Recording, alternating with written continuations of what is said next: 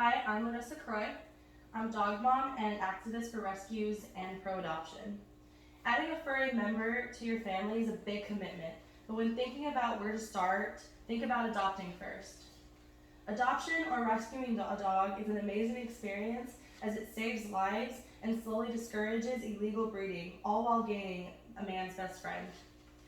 First, I want to clarify that I don't think buying from a dog from a breeder is wrong, but that adopting is more gratifying, as well as there being a huge chance that that breeder or pet store isn't actually even legal.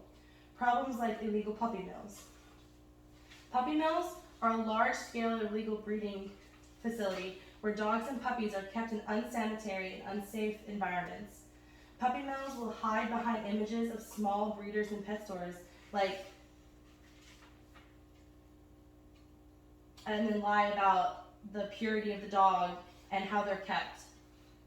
It's hard to distinguish between the two because you trust a pet store when you walk in. You wouldn't question that these dogs are being miskept or purchased from something that's illegal.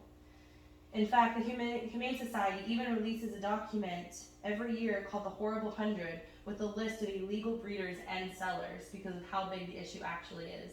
And when they release the document, for half of it, they'll talk about how adoption is the best option, and that if you're looking for a specific breed, you can still find them through adoption. The fact is, in some states, pet stores are even known to selling dogs acquired from puppy mills and still operate because the laws, they're allowed to operate with the USDA licensing, even though puppy mills are illegal. An NBC News article by Gwen Aries wrote about an Iowa-based Stonehenge kennel found with nearly 50 sick or injured animals, but still remained operable because they had a USDA license, which lets them sell puppies to any store anywhere.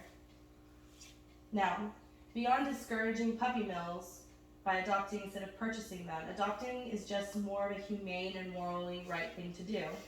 Over 3 million dogs enter shelters, while only a fraction actually end up for adoption. According to N.P. Cohen in an excerpt, a label's a label, no matter the dog.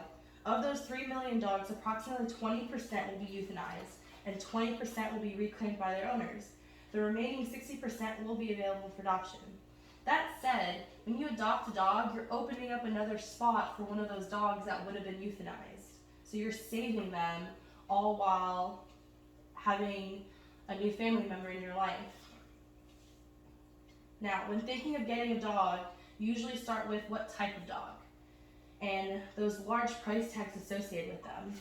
Purebreds can cost hundreds and thousands just for a dog, and that's just for their right, and then more if you want the AKC rights, and then that's not including all of those vaccination costs and healthcare costs. Meanwhile, adopting doesn't exceed a few hundred, and most shelters will include their vaccinations and their spayings or neuterings. But what most people don't realize is that even with adopting, you can find those desired dogs and breeds. Savannah Pruitt discusses this in an article, Adopt Don't Shop, where 25% of animals in shelters are actually purebreds, and others will be a mix of a bit.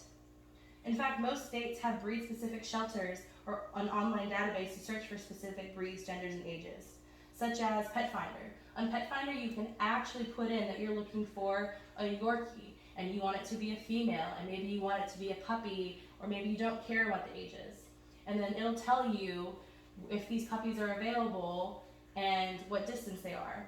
In fact, I was researching to see if I could find a lab, and we found that there were purebred labs for adoption that were like 25 miles away from us. There's also, back in my hometown, we have a shelter that's Yorkie specific. So if you wanted a Yorkie, you can literally go into this Yorkie specific shelter and have an entire selection of Yorkies up for adoption. All in all, adopting is more than just saving money, but it's not saving lives. It's rewarding to save them, and to think about the pride felt when telling others how your friendly, loving, and cute dog is from a shelter, and how your decision is helping the world little by little, because the more we're able to spread the message about illegal puppy mills and that adopting is just as gratifying, we can stop those breeders and slow down the stray population. Be the change, adopt, don't shop. Thank you.